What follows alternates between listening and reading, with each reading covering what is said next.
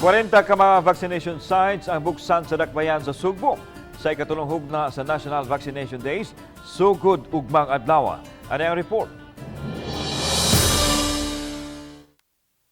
Nakarawat ang dakbayan Sugbo ug pasidungog atol sa unang hugna sa National Vaccination Days tungod sa kadaghang nabakunahan nga nilapas gani sa target. Ang kalampusan ang tinguhang makabot sa syudad sa pagpahigayon sa maong kalihukan.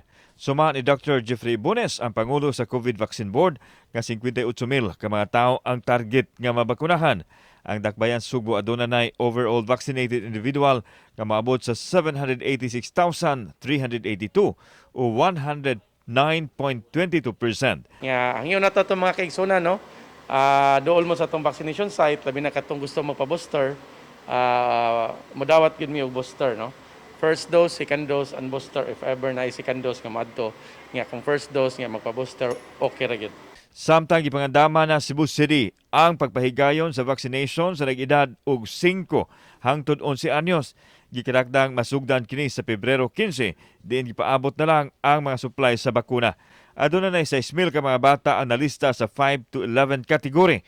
Awhag sa doktor sa mga ginikanan nga dili mabalakas ang litluwas ra ang bakuna. Ipahaom usab nila ang venue nga maghatag og lingaw sa mga bata. Ato sang paninduto ng ato ang site, no? Ang ambience niya dili parehas na sa katong 12 to 17 kay more on mga bata naman gid ni sila.